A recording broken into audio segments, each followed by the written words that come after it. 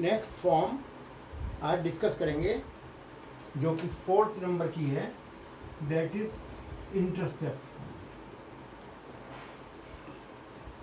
Form. ये intercept का मतलब होता है that is on x and y axis. X axis पर इंटरसेप्ट है ए और वाई एक्सिस पर इंटरसेप्ट बी। यानी ए भी एक स्ट्रेट लाइन है जो ए एक्स एक्सिस पे कट करती है और वाई एक्सिस पे बी पे कट करती है, जिसके कोऑर्डिनेट एक्स एक्सिस पे कोऑर्डिनेट है a0 और 0। इसको बड़े आराम से प्रूव किया जा सकता है। The equation will be x upon a plus y upon b is equal to 1। जहाँ इंटरसेप्ट गिवन हो वो यूज़ कर सकते हैं, इंटरसेप्ट की फॉर्म में गिवन हो, इंटरसेप्ट का यूज़ पढ़ रहा हो तो वहाँ यूज़ कर सकते हैं, और वैसे जनरल में भी आप ले सकते हैं। देखिए जनरल में कोई सी भी लाइन ले सकते हैं, कंडीशन सेटिस्फाई कर दीजिए तब भी आंसर आ जाएगा। फ्यूचर में भी डिस्कस करेंगे उस चीज़ को, किसी तरह से भी इक्वेशन नहीं जनरल वे में। तो जो डाटा गिवन हो बेटर वही रहता है। ये 4th फॉर्म। अब देखिए ये फॉर्म है, इसके ऊपर एग्जाम्पल लेते हैं। Find the equation of straight line. Straight line having intercept in ratio 1:3 on axis axis and passing through 2, 3। अब आप देखिए, अब ऐसे केस में इंटरसेप्ट का रेफरेंस आ गया तो let the equation be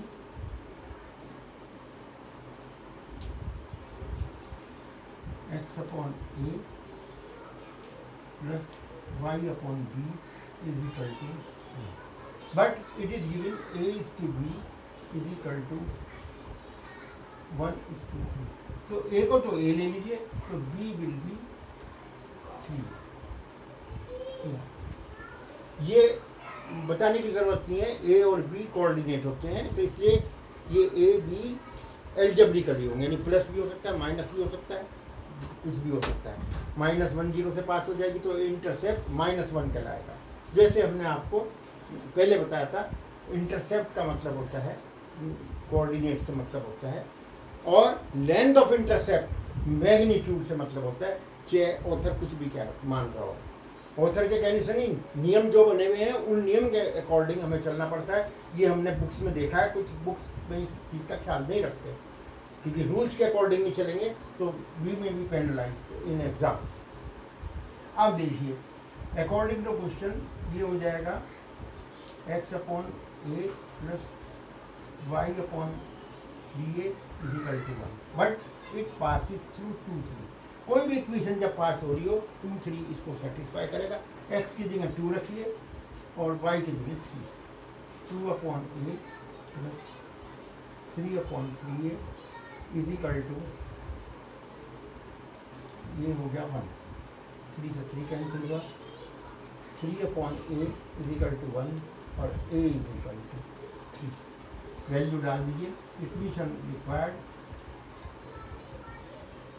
x upon 3 plus y upon 9 is equal to 1, और इसको हम लिख सकते हैं 3x plus y is equal to 9। देखिए ये फॉर्म जो कहलाती है, मैं साथ के साथ बता रहा हूँ, ये नेक्स्ट फॉर्म जनरल फॉर्म है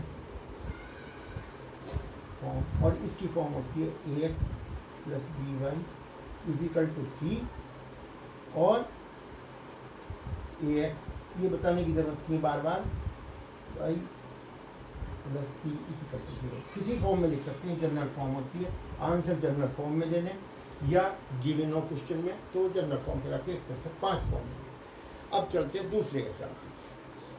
दूसरे एग्जाम्पल यही है, find the equation of straight line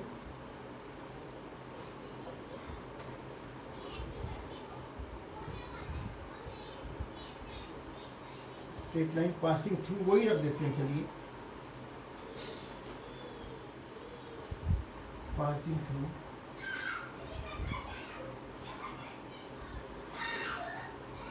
three and is a, इसको लिखिए पी, पॉइंट नेम है, and is divided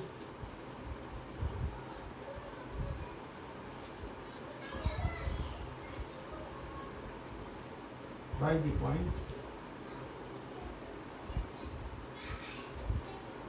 between axis in ratio 1:3। थोड़ा सा डिफरेंट क्वेश्चन है।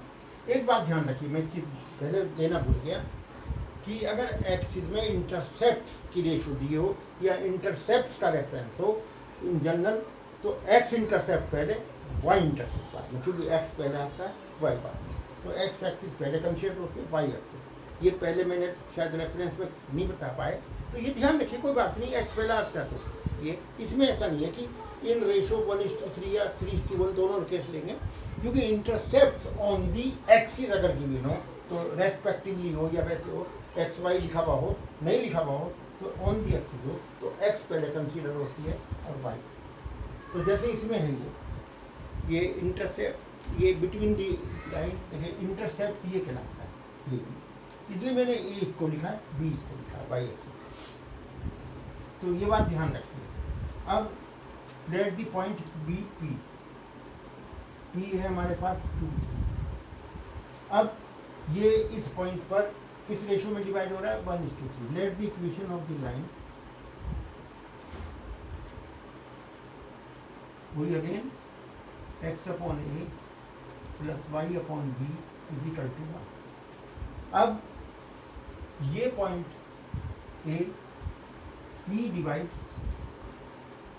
ए बी इन रेशो 1:3। ए के कोऑर्डिनेट है, ए है a0 और बी है 0 2। अब आप देखिए 1:3 में point P in terms of a and b, ये आ जाएगा, देखिए 1:3 में 1 × 0 x coordinate plus 3a upon 1 + 3 that is 3a/4। इसी तरह से y कोऑर्डिनेट भी आ जाएगा,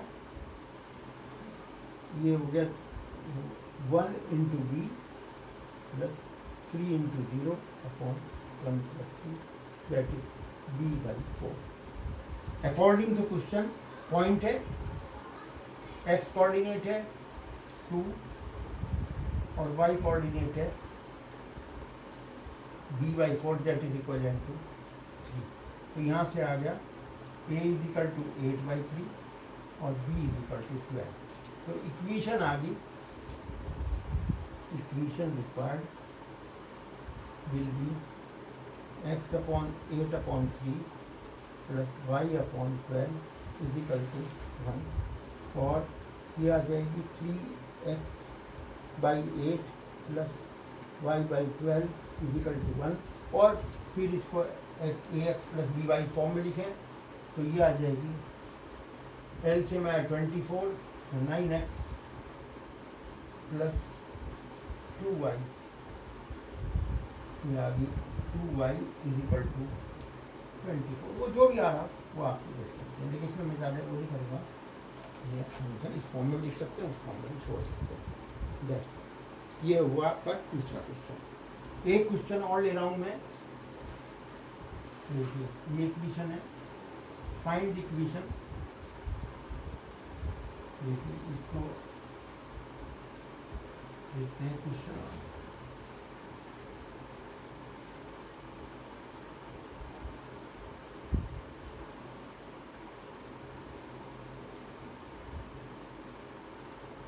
find the equation of straight line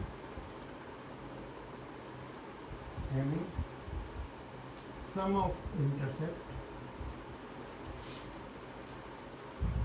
upon axis is equal to 1 and product is equal to -12. Let the equation be again, क्योंकि intercept का reference है, is equal to 1. अब according to question सम और product is equal to -12. अब इसको solve करना है. अब वो आप देखिए कैसे सॉल्व करेंगे. कैसे सॉल्व करिए, एक की वैल्यू इसमें डाल दीजिए, चाहे b is equal to 1 minus a, that is a into 1 minus a is equal to -12, that is a minus a square is equal to -12, a square minus a plus 12 is equal to a square minus 8 minus 12 is equal to 0, that is a minus 4 और a plus 3 is equal to 0. a is equal to 4 और a is equal to -3. तो दो answer आ गए. If a is equal to 4 तो b आ गया -3. If a is equal to -3 तो b इज इक्वल टू 4. तो इक्वेशंस हो गई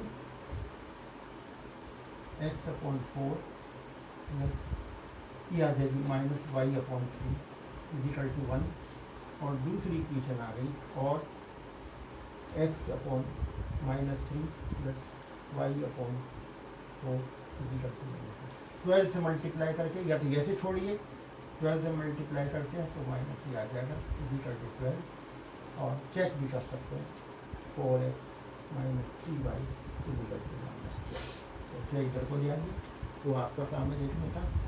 ये आ गया 4, ये 12 भी आएगा प्लस, नहीं ये आ गया 4x प्लस किया, हाँ ये माइनस आ जाएगा माइनस. वो देख लीजिए जो भी है, उसमें ज़्यादा नहीं मैं पढ़ना चाह रहा हूँ क्योंकि एक क्वेश्चन और लेना है. वो देखिए, find the equation of the straight line. देखिए अगर एक स्ट्रेट लाइन दी हुई है, इसका मतलब नहीं खाली एक, अगर उसके जितने भी ऑप्शन है सारे आपको आंसर देने पड़ेंगे. Find the equation of straight line having sum of intercept on the axis is equal to 14. यहाँ लेते हैं, देखिए ये दूसरा क्वेश्चन है. Is equal to 14 and passes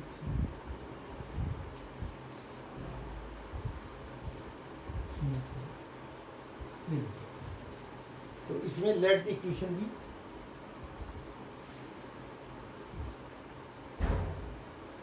x upon a. देखिए मैं बार बार लिखता हूँ, आपको भी एग्जाम में ऐसे लिखना चाहिए, हालांकि ऑब्जेक्टिव है तो उसमें जरूरत नहीं. तो अब a according to question a plus b is equal to 14 and as it passes through 3 4, ये आ जाएगा 3/a plus 4/b is equal to 1. अब आप देखिए यहाँ से क्या आ गया, सॉल्व करेंगे. b is equal to 14 minus 8 डाल दीजिए इसमें, 3/a plus 4/14 minus 8 is equal to 1. अब देखिए बिल्कुल इसी तरह सॉल्व हो जाएगी. 3 into 14 minus 8 plus 4a is equal to a into 14 minus 8. अब आप देखिए 42 minus 3a plus 4a is equal to 14 minus a square. That means फिर क्वाड्रेटिक बन गई, ए स्क्वायर माइनस ये आ गया -13 है प्लस 42 इज इक्वल टू 0. तो इसको सॉल्व करें, a माइनस 6 और a minus 7 is equal to 0. तो a इज इक्वल टू 6 और a इज इक्वल टू 7. या if a is equal to 6 तो b इज इक्वल टू 8 आ गया. If a is equal to 7 तो b भी 7 आ गया. या अब आप इसमें डाल दीजिए, तो equation ax upon 6 plus y upon 8 is equal to 1, that is फिर वही आ गई 3x plus 4y is equal to 24, 24 एल्शियम लेगा, और या ये आ जाएगी x/7 plus y/7 is equal to 1, that is ये आ गई x प्लस वाई 7x, 7 से मल्टीप्लाई कर दें, x plus y is equal to 7। या